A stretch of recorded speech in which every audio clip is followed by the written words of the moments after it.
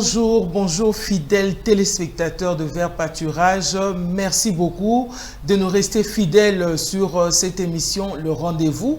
Aujourd'hui encore, nous sommes là. Nous avons un rendez-vous ferme avec une personne très importante.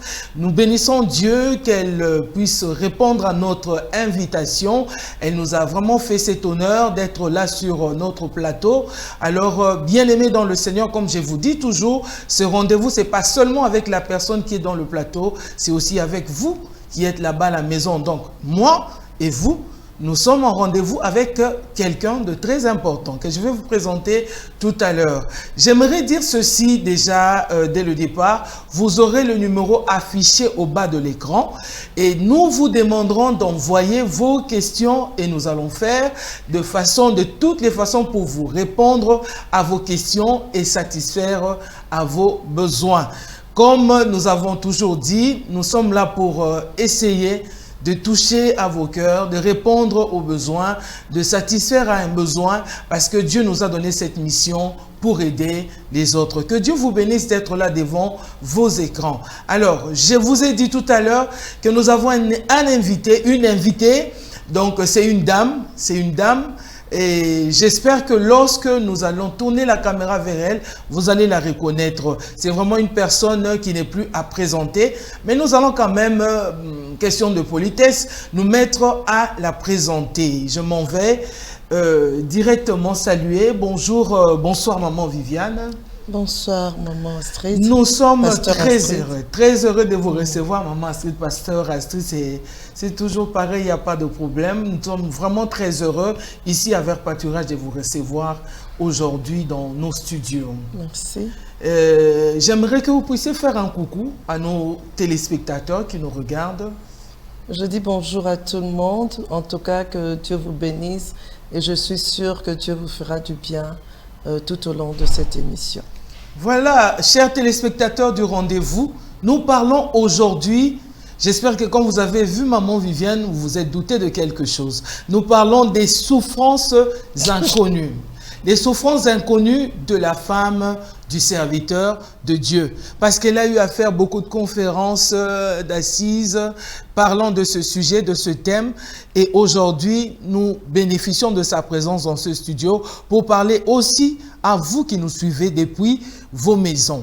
Donc, maman Viviane, nous parlons aujourd'hui du thème de votre livre que vous avez écrit, les souffrances inconnues de la femme du serviteur de Dieu. Pourquoi ce titre, maman? C'est parce que, en réalité, la plupart des femmes de serviteurs de Dieu ne partagent pas leurs souffrances. Elles n'en parlent pas. C'est comme des sujets tabous. Alors que plusieurs laissent ces souffrances les étouffer, laissent ces souffrances les frustrer, les empêcher d'aller jusqu'au bout de leur mission. Plusieurs laissent ces souffrances devenir des montagnes et des montagnes qu'elles n'arrivent plus à disons, écraser, à anéantir. Donc, c'est pourquoi je me suis dit d'en parler pour que chaque femme de serviteur de Dieu sache d'abord qu'elle n'est pas la seule à souffrir et deuxièmement qu'elle sache que ces souffrances ne sont pas là pour l'anéantir, mais au contraire, pour l'aider à aller plus loin, pour l'aider à mûrir, pour l'aider à durcir son front et pour l'aider à être capable de mieux comprendre sa mission. Ça contribue à l'aider à mieux faire. Ces souffrances-là ne sont pas absolument pour l'écraser si elle a la bonne attitude. Donc, ça, c'est comme un partage d'expérience. Oui. Donc, quand on parle de partage d'expérience, on se dit aussi que maman Viviane est passée par là. Elle a connu aussi ses souffrances. Voilà pourquoi elle veut aider les autres qui peut-être sont déjà femmes de pasteur ou qui vont prendre la décision dans le futur de devenir femmes de pasteur. Non seulement que je suis passée par là, je passe par là et je continuerai à passer par là. Okay. Et ces souffrances, ce n'est pas que... Je n'en parle pas pour dire qu'elles doivent arrêter. J'en parle pour démystifier, les souffrances, pour que chaque femme sache que ces souffrances existent et existeront, mais c'est la gestion de ces souffrances qui compte.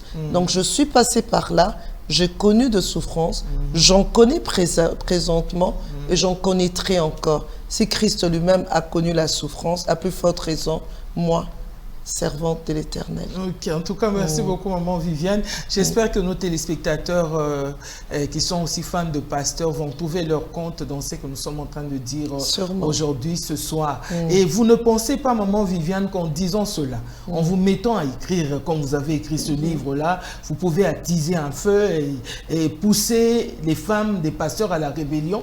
C'est rebeller contre, je ne sais pas moi, les ordres donnés par leur mari, ou se rebeller contre les bien-aimés de l'Église qui, soi-disant, les maltraitent, ils ont un mauvais regard par rapport à ces femmes-là. Jusqu'à présent, en tout cas, ça a été le contraire. Ça n'a pas attisé le feu. Au contraire, ça a permis à plusieurs femmes, des serviteurs de Dieu, de réaliser qu'elles étaient à côté de la plaque. Vraiment, elles n'étaient pas dans ce à quoi Dieu les avait appelées, qu'elles ont laissé les souffrances les détruire, les déformer, même permettre le divorce dans leur vie de couple. En tout cas, ça n'a pas attisé le feu, au contraire. C'est vrai qu'en lisant, en écoutant le titre du livre, la plupart des femmes se sont dit il y a eu 2 ou 3 réactions. La première des réactions, certaines se sont dit elle est en train de dévoiler nos secrets. Voilà. Mais en lisant les livres, elles ont compris que ce n'était pas le cas. Deuxième catégorie de femmes, elles se sont dit tiens, moi je préfère ne pas épouser un serviteur de Dieu. Si elles vivent des souffrances, vaut mieux ne pas épouser un serviteur de Dieu. Mais en lisant les livres, elles ont compris que ce n'était pas ça. Et la troisième catégorie de femmes, elles se sont dit waouh, souffrance, pourquoi elles en parlent? Mais en lisant, elle était obligée. Elle était obligée, mais en lisant les livres, elles ont compris que c'était important. Vraiment. C'est très important de savoir ce dans quoi on veut se mettre et quand est-ce qu'il faut prendre, quelle décision il faut prendre quand il faut faire un pas dans la vie, tout ça. Mais vous ne pensez pas que la jeune sœur qui est dans l'église, à qui un pasteur assistant du pasteur, leader de l'église, propose le mariage, peut aussi, à cause de ça, prendre une décision d'abandonner, de ne pas accepter? Qu'est-ce qui peut arriver à cette sœur-là? Avec l'assurance que Dieu, dans cette histoire, Dieu a été dans le projet de ce livre, et aussi avec l'assurance que je n'ai pas fait ça avec légèreté, et avec l'expérience depuis que ce livre est sorti, je ne pense pas que ça peut arriver si elle a vraiment compris l'objectif. La plupart d'entre elles, quand elles terminent de lire le livre, se disent « Waouh, je suis consciente maintenant dans quoi je veux me mettre. Je suis consciente de toutes ces choses qui m'attendent dans le mariage. » C'est vrai que les souffrances des femmes de serviteurs de Dieu ne sont pas identiques. Je peux en connaître à 60 degrés, l'autre peut en connaître à 90 degrés, l'autre peut connaître à 100 degrés, l'autre peut connaître à 10 degrés, donc ça dépend d'une personne à une autre. Ce n'est pas exactement les mêmes souffrances, même celle qui n'est pas mariée à un serviteur de Dieu expérimente aussi des souffrances. Donc les souffrances, au fait, c'est pour toute personne, donc on peut fuir ça en ne lisant pas le livre, mais les rencontrer une fois qu'on est marié. Donc, c'est ces jeunes filles qui aspirent au mariage, qui aspirent à épouser des serviteurs de Dieu. Bon, quand je parle d'aspirer, au fait, c'est Dieu qui permet. C'est Dieu qui permet qu'on épouse. C'est Dieu qui appelle. Parce que je crois être la femme d'un serviteur de Dieu, c'est aussi un appel. Elles lisent, elles réalisent que voilà, je suis au moins consciente maintenant de toutes ces choses qui m'attendent dans ce mariage et je me prépare à vivre ces choses. Je me prépare spirituellement, je me prépare physiquement, de manière à ce que je ne laisserai pas ces souffrances me détruire. On dit que la population congolaise n'a pas l'habitude de la lecture. Pourquoi ne pas parler de ça dans les réunions de mamans à l'église, faire une conférence par exemple à l'église? Pourquoi écrire si le livre ne sera pas lu par exemple? J'ai commencé par donner des enseignements. Il y a eu 5 séances et c'est sur YouTube. Si vous tapez Viviane Dallot, les souffrances inconnues de la femme du serviteur de Dieu, vous allez tomber sur ces enseignements, donc j'en parle. Et à l'église aussi, partout où Dieu permet que je sois invitée pour ce thème, j'en parle. Et moi-même, j'organise. Donc, j'ai fait beaucoup d'émissions. Aujourd'hui, j'en fais encore. Donc, je suis sollicitée sans être orgueilleuse. Je suis vraiment sollicitée par rapport à ce thème pour partager.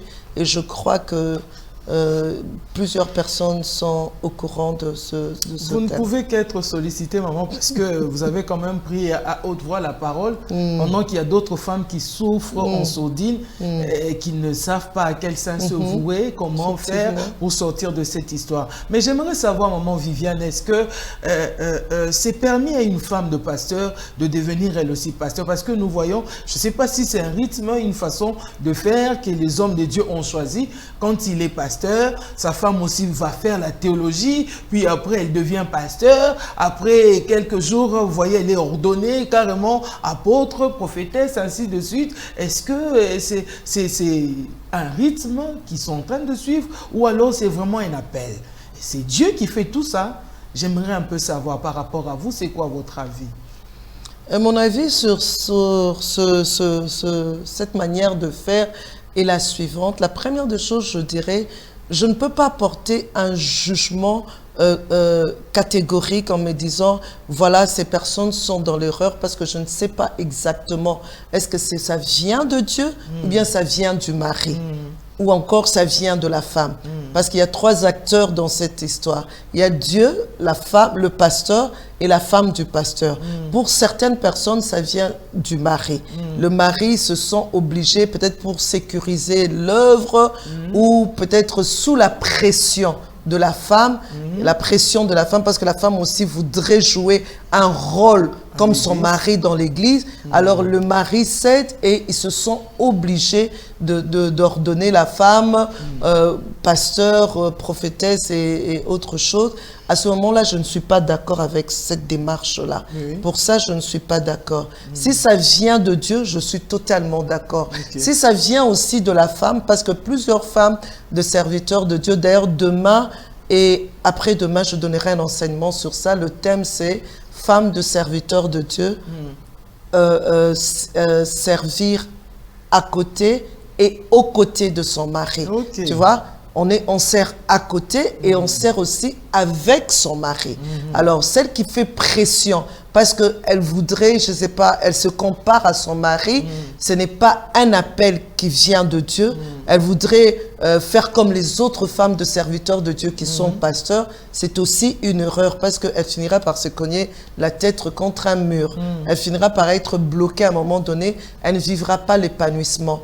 L'épanouissement, c'est bien de se sentir dans son corps. C'est cette sensation du bien-être, que je suis utile à quelque chose. On ne peut être utile que quand on donne ce qu'on a. Quand on n'a pas et qu'on te positionne à un endroit où tu n'as pas à donner, tu ne te sentiras pas épanoui. Oui, voilà. C'est parce que nous voyons aussi, c'est comme une tradition, hein, parce que je suis maman pasteur, je suis épouse du pasteur, je suis censée seulement être celle qui conduit les mamans à l'église. Si ce n'est pas les mamans, donc je suis à l'intercession. C'est comme une façon de mettre au frais ces femmes-là, de les garder au frais pour qu'un jour, on l'appelle à devenir pasteur ou, je ne sais pas, ça aussi c'est un appel, conduire les mamans à l'église. Ok, je ne suis pas très d'accord aussi que chaque femme de serviteur de Dieu doit conduire le département de femmes. Ça dépend. Ça dépend de la personne. Moi, c'est très important d'abord, avant que ça ne vienne du mari, que la femme du serviteur de Dieu prenne conscience de qui elle est. Parce que tel que je l'ai dit dans le livre, elle est d'abord, la femme du serviteur de Dieu, elle est d'abord femme pour Dieu. Je ne suis pas femme pour un homme d'abord. Je suis d'abord femme pour Dieu. Dieu a décidé que je sois femme, que je sois aide aux côtés de mon mari, avec mon mari, pour lui d'abord. Si je comprends bien ça, j'intériorise ça, à ce moment-là, j'ai déjà une identité. Mais quand je n'ai pas d'identité, je dérangerai mon mari. Parce que je voudrais faire les choses comme lui, je veux me comparer aux autres femmes de serviteurs de Dieu, je veux me perdre.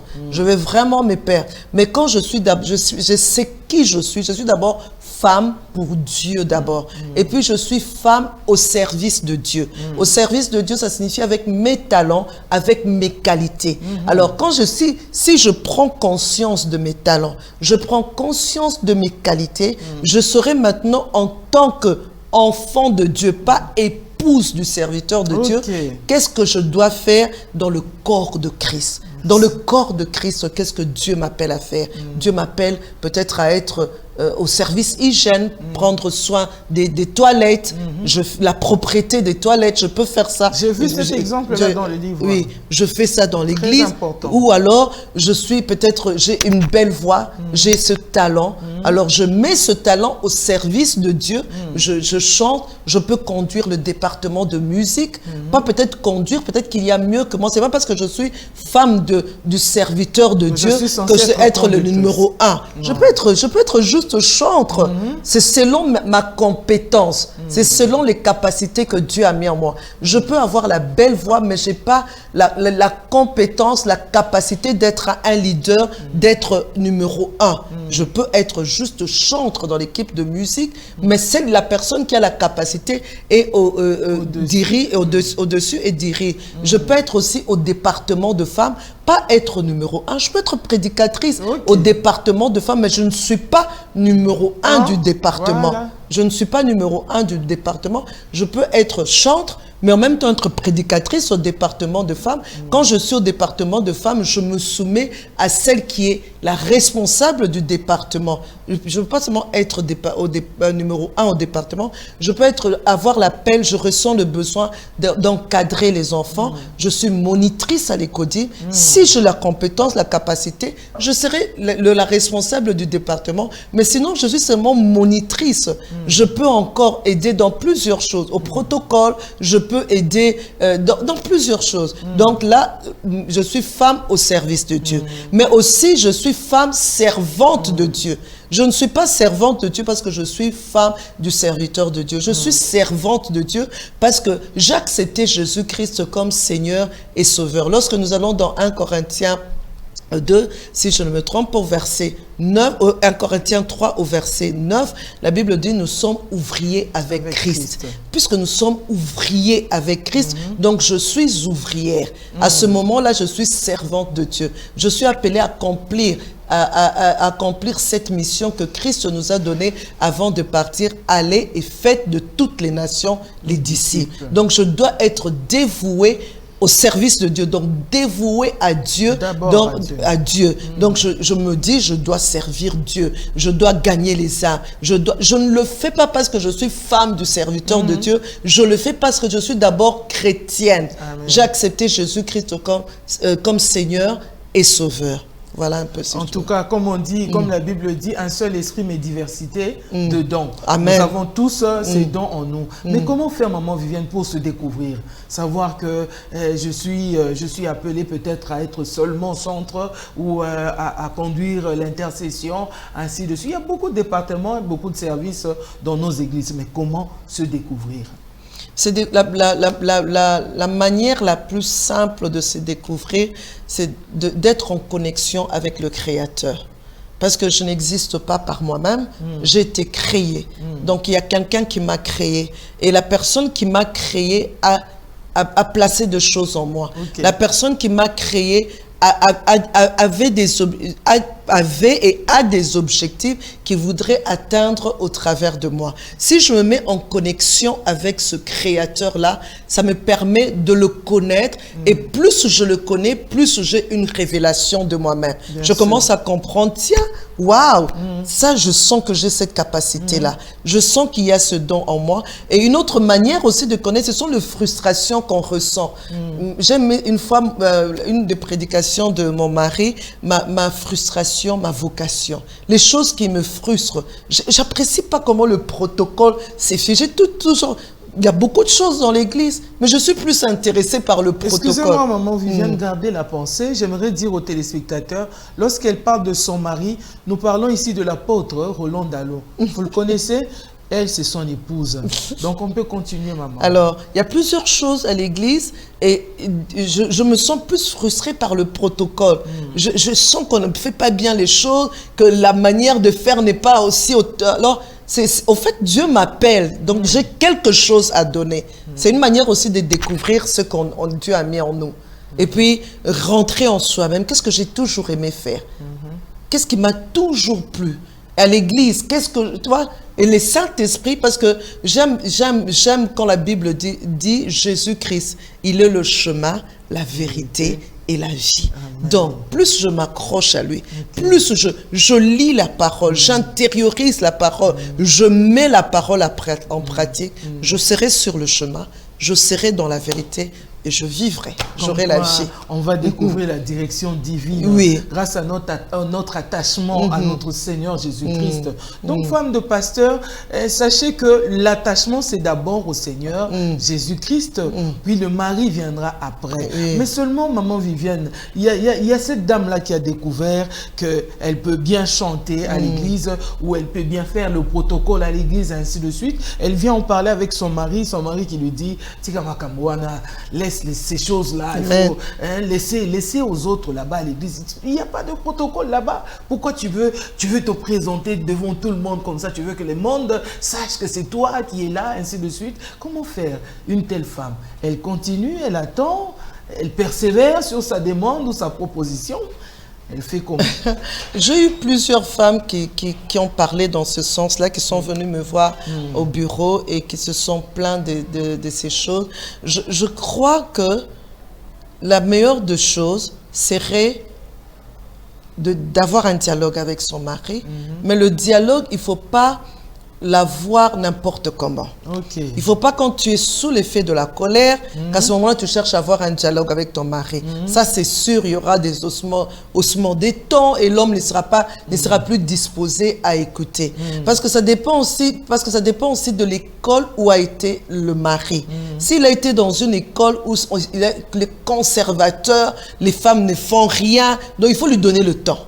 Tu vois? Et où il a été dans une école où il a été blessé par le fait que la femme du pasteur avait étouffé, la femme du pasteur avait détruit l'œuvre. Alors, ça crée une frustration en lui. Alors, il a tendance à ne pas vouloir faire de cette femme qu'elle paraisse sans ride, glorieuse, sans tache. Comme Paul nous dit dans Éphésiens 5, c'est que le rôle de l'homme auprès de la femme. Alors, il faut tenir compte de toutes ces choses. Avoir un dialogue, mais un dialogue où tu es sereine, vraiment bien calme, où tu as bien préparé ce que tu vas expliquer à ton mari, tu lui en parles. Un dialogue, c'est là où il y a un échange. Tu t'exprimes, tu écoutes aussi ton mari avec beaucoup de sérénité, calmement, l'écouter, l'entendre. Et s'il est vraiment catégorique, il ne comprend pas, et pour lui, il peut pas te laisser faire la chose, c'est pas un problème, tu prends ce qu'il a dit, parce que tu l'as écouté calmement, tu lui as parlé aussi calmement, tu prends ce qu'il a dit, tu vas avec chez les créateurs. Moi, j'ai confiance au Dieu Tout-Puissant. Le Dieu qui a dit que le cœur du roi est comme un courant d'eau entre les mains de l'Éternel et il sait l'incliner là où il veut. Je fais confiance à ce Dieu-là et je crois en ce Dieu-là qui ne m'a pas mis aux côtés de mon mari avec mon mari par hasard. Ce n'est pas un hasard. Je crois que celui qui m'a placé là, donc il est capable de toucher son cœur. Combien de temps ça prendra? Ça, je ne sais pas. C'est pourquoi j'aime répéter ce verset de la Bible qui dit « Recommande ton sort à l'Éternel. Mets en lui ta confiance et il agira. » Alors, tu as écouté ton mari, tu recommandes ton sort à l'Éternel, tu fais confiance. La confiance, c'est être patiente. Parce que la Bible dit il agira. La Bible n'a pas précisé il agira la seconde suivante, il agira la minute suivante, il agira à l'heure suivante, il agira quand je ne sais pas. Mais ce que moi j'ai à faire, c'est d'être consciente, de lui mettre en lui sa conscience et d'attendre. Pendant que j'attends, je m'exerce aussi à avoir la bonne attitude. Voilà. Chère madame, maman pasteur, la patience est très très importante. Mais vraiment, si vous patientez, c'est sûr, le Dieu en qui vous vous confiez va trouver des solutions pour vous. Mais maman Viviane, il y a ces souffrances, c'est au pluriel, les souffrances cachées de la femme, du serviteur de Dieu. À combien de catégories vous avez classé ces souffrances? Je parlais de 4 catégories. Les souffrances au niveau de la famille, les souffrances au niveau de l'Église, les souffrances au niveau social et les souffrances au niveau économique, si je ne me trompe pas. Voilà. Famille, couple. Non, socio-économique, voilà.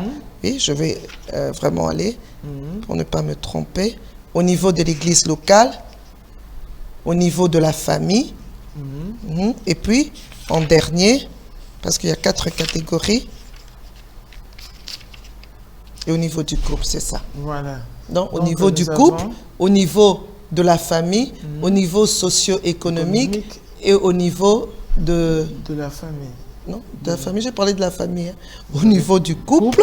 Vous avez parlé du couple. Voilà. Vous avez parlé de l'église locale. De l'église. Et vous avez socio-économique. Socio-économique. Et la 4e doit être alors la famille. Quand nous parlons de la famille... Oui, on n'avait pas encore cité la famille. Non, non, non. Oui. Donc la famille, c'est-à-dire la famille de l'homme, la belle famille de cette femme. Oui, la belle famille de la femme. La belle famille de la femme. Au niveau de la famille, c'est la famille du pasteur. Parce que j'ai des souffrances aussi au niveau de la famille. Je prends la famille et sa famille et ma famille et notre propre famille. Ah, d'accord. Maintenant, du côté de... on va dire la belle famille de cette femme-là, du serviteur de Dieu, Matanga, je sais pas, réunion de famille, ainsi de suite. Comment est-ce que la maman pasteur peut faire? Parce que le monsieur est resté à l'église. Il est resté à l'église, or la réunion c'est le dimanche à 15 h. D'habitude, on met le dimanche parce que là, tout le monde est au moins à la maison, ne travaille pas, peut se retrouver à cette réunion de famille. Et son mari ne peut pas. Qu'est-ce qu'elle peut faire, cette femme-là? C'est une souffrance aussi que j'ai connue. Avant, j'en faisais un problème, jusqu'à ce que j'ai compris, j'ai contourné la chose, j'ai transcendé la chose. Donc, le serviteur de Dieu est affairé. Vraiment, il est très occupé. Parce que pour la pastorale, le week-end, les week-ends sont considérés comme des jours de travail. Ce n'est pas le jour de repos, contrairement à ceux qui travaillent dans les séculiers. Chez nous, à partir de vendredi jusqu'au dimanche, c'est vraiment des jours de travail. Les week-ends, samedi, les mariages, dimanche, les cultes et tout ce qui va avec. Alors, ce qui fait que quand on organise les choses en famille, souvent, ça n'était pas possible pour mon mari d'être là. Moi, je voulais qu'on aille à 2, je voulais qu'il soit là, ça me dérangeait quand j'arrive. Mais il est où ça? Oui, Roland? Oui, Roland? Il est où? Il n'est pas venu. Il va arriver dans combien de minutes? En quittant l'église, il va me dire, bon, Viviane, précède-moi, dans 2 heures, je suis là. 3 heures, toujours pas. 4 heures. Alors, tout le monde te fait sentir, au fait, c'est lui qu'on attend, quoi. C'est lui qu'on veut. T'es là, c'est bien, mais c'est pas toi qu'on veut. Et j'en souffrais parce que ça me dérangeait. Celui qui ne sait pas prendre soin des siens. Oui, quelqu'un me l'a dit un jour, mais gloire à Dieu, au moment où on m'avait posé cette question, j'avais déjà mûri, j'avais déjà compris que je suis appelée à couvrir mon mari, je suis appelée à le représenter et je suis appelée à faire comprendre aux gens que voilà, c'est le métier de mon mari, c'est le travail de mon mari. Pour le moment, il ne pourra pas être disponible. Quand quelqu'un a eu à me dire ça, j'ai dit non, t'en fais pas, il s'occupe bien de sa famille, il s'occupe bien de sa famille. Aujourd'hui, il n'est pas là, mais la prochaine fois, il pourra être là. Et la personne était apaisée. Mais si j'étais dans mes frustrations, dans les frustrations, je lui ai demandé d'être ici, il n'est pas venu. Il avait dit qu'il serait là dans 2 heures, il n'est toujours pas là. Et juste au moment où je suis en train de fulminer de colère, quelqu'un arrive avec sa question, mais le pasteur Roland n'est toujours pas là. En tout cas, la Bible dit que celui qui ne prend pas bien soin de sien, il n'est pas digne. Alors j'allais répondre, je dis, ma pasteur, Alors, au pasteur, au pasteur. Tu vois, je suis en train de détruire l'œuvre. Voilà. Je me détruis, je détruis mon mari et je suis en train de détruire l'œuvre à ce moment-là. Mais si cette souffrance, je la regarde bien et je comprends qu'elle va m'accompagner toute ma vie. Comment dois-je réagir?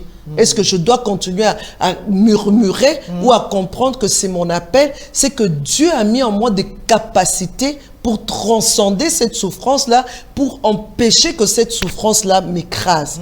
Alors, qu'est-ce que j'ai réfléchi? Le Saint-Esprit m'a fait comprendre, Viviane, je t'ai capacité pour ça.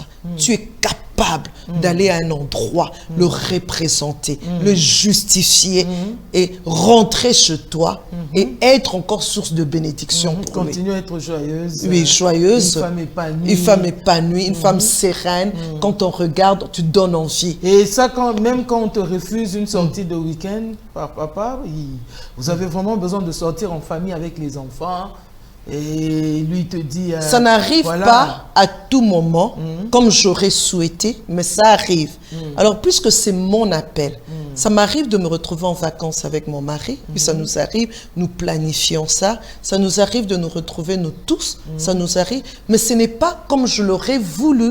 Et c'est ça mon lot. Chacune de nous doit connaître son lot. Bien sûr. Et dans ton lot, Dieu a prévu beaucoup de bénédictions pour toi. C'est ce qui fait qu'on puisse surmonter ce qui nous arrive comme situation dans devant les épreuves, je suis capable de tenir et de continuer d'accomplir ma mission.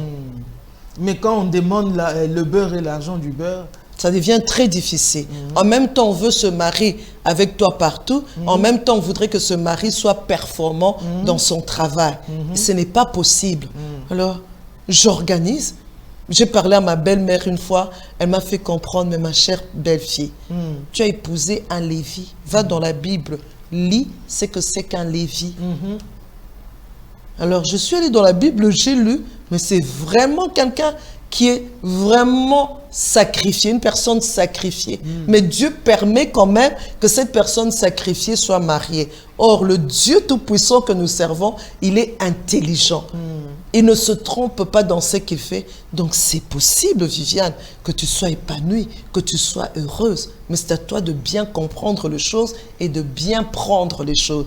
Voilà, j'ai commencé à m'organiser. Tiens, Roland, on aimerait à cette période de l'année aller en vacances avec les enfants. Qu'est-ce que tu dis? Ah non, lui il travaille, il pourvoit, il organise tout, il nous met à l'aise. Je vais en vacances avec les enfants et j'explique aux enfants. Je n'ai pas élevé des enfants aigris vis-à-vis de leur père, des enfants révoltés vis-à-vis de l'église. J'ai pas voulu ça. Je leur ai fait comprendre que voilà, c'est que le travail de votre père. Quand il a le temps, il va faire. Quand il n'a pas le temps, comprenez que c'est le travail qui lui prend beaucoup de temps, qui ne lui permet pas. Mais moi, je suis là et je bénis Dieu parce que aujourd'hui, que ma fille est née à 27 ans et la dernière à 20 ans, quand je les regarde, elles sont très assidues au temple, elles se donnent à l'œuvre de Dieu. Aucune d'elles une famille de Lévi. Oui, aucune d'elles n'est aigrie ou révoltée vis-à-vis de l'Église. Je bénis Dieu pour cette grâce qu'il a eu à me faire, de comprendre les choses tôt et de réagir. Une question était dans ma bouche, de poser, de savoir est-ce que les enfants n'ont pas peur de s'engager dans l'œuvre de Dieu pour aller vivre certaines choses aussi après, à l'avenir, dans leur foyer, dans leur couple. Mais heureusement, tous les enfants sont là, assidus à l'œuvre de Dieu, Maman Viviane. Donc, pour dire aux téléspectateurs, à nos bien-aimés qui nous suivent là-bas, nous n'en sommes qu'au niveau de la famille. Il y a encore la catégorie église, il y a encore catégorie socio-économique et tout ça. Donc, comprenez que nous en aurons pour 2 numéros comme ça et vous serez satisfaits, certainement. Maman pasteur, chère madame, la patience, c'est vraiment c'est une arme que tu ne dois pas déposer, ni changer d'épaule. Garde ça. C'est très important, garde la patience, parce que l'Éternel a déjà une réponse pour toi. Amen. Maman Viviane, j'aimerais, pour terminer aujourd'hui, pour terminer à cœur ouvert, à cette femme qui est en train de suivre, à cette jeune fille qui aspirent aussi à devenir femme de pasteur, femme de serviteur de Dieu. Parle vraiment à cœur. Ça, sans poser une question, quelque chose qui te monte vraiment à cœur, quelque chose que tu peux dire à nos téléspectateurs aujourd'hui. Je dirais d'abord merci à tous les téléspectateurs qui nous suivent. En tout cas, merci. Je suis sûre que le Saint-Esprit vous a parlé. Le Dieu Tout-Puissant, le Dieu que je sers, vous a déposé quelque chose dans votre cœur. Il vous a éclairé. Il vous a convaincu de quelque chose. Il vous a encouragé à faire quelque chose. Il vous a montré clairement des choses. Je vous supplie, obéissez. Soumettez-vous à ce Dieu-là. Et à toutes ces femmes de serviteurs de Dieu, particulièrement, je vous dirais ceci. Vous n'êtes pas là, vous êtes par hasard. C'est Dieu qui vous... À moins que c'est vous qui avez tout travaillé, tout fait pour être à cet endroit. Je ne parle pas de ce genre. Je ne m'adresse pas à ce genre de femmes.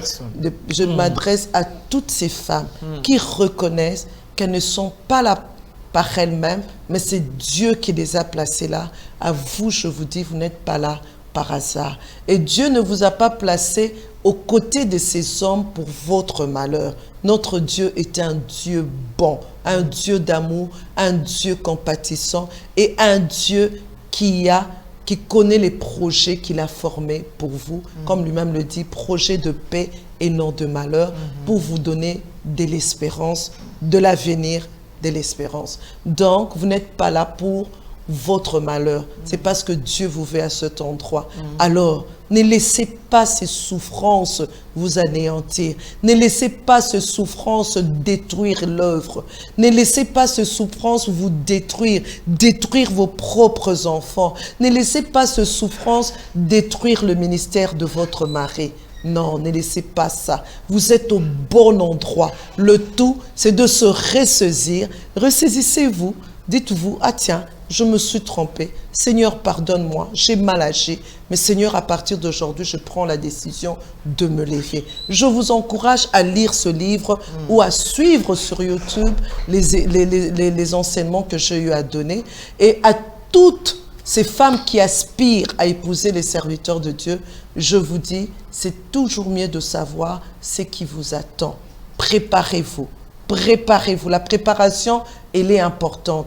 La roue, elle existe, on ne la réinvente pas. Elle a déjà été inventée. Alors, c'est à vous de maintenant de savoir, bon, la roue, elle existe, à quoi elle sert, comment elle tourne, qu'est-ce qu'il faut pour que la roue se maintienne. Alors, essayez de vous intéresser à ce qui se passe dans la vie de femmes de serviteurs de Dieu. Moi, j'en parle. Alors, lisez le livre ou bien suivez les enseignements. Ça va bien vous préparer et vous serez efficace. Maman Viviane, votre numéro de téléphone pour...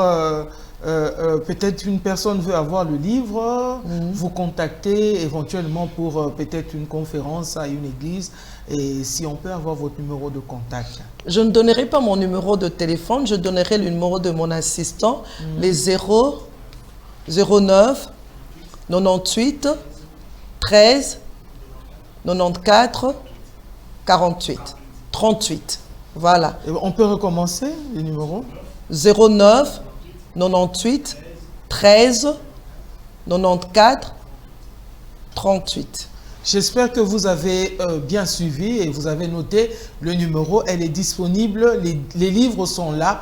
C'est pour le bien de tous ceux qui ont besoin de demeurer, de rester dans leur mariage jusqu'à ce que Jésus-Christ revienne. Vous êtes promis ça à l'église pour le meilleur et pour le pire. Le pire, c'est toutes ces souffrances que vivent les femmes des serviteurs de Dieu en sourdine. Elles n'en parlent pas, mais aujourd'hui, nous sommes venus en parler et nous apporterons des solutions. Ne vous en faites pas, il y aura des résolutions. Maman Viviane va nous parler des résolutions au prochain numéro parce qu'il y a beaucoup de choses à dire, il y a beaucoup de choses à vous apporter. Alors restez branchés, connectés à cette émission, le rendez-vous. Et le rendez-vous prochain, ne manquez pas parce que nous serons encore là avec maman Viviane. Bien-aimée dans le Seigneur, Je vous dis la vérité, Dieu a un projet de bonheur pour vous. Amen. Restez, accrochez-vous, attachez-vous à Jésus-Christ qui est le chemin, la vérité et la vie. Certainement, vous allez découvrir la raison pour laquelle vous êtes là aux côtés ou à côté, près de cet homme-là qui est appelé pour le service de Dieu. Que Dieu vous bénisse abondamment. On a l'habitude de le dire. Gardez votre sourire. Jésus-Christ est vivant. À nous revoir la prochaine fois. Que Dieu vous bénisse abondamment.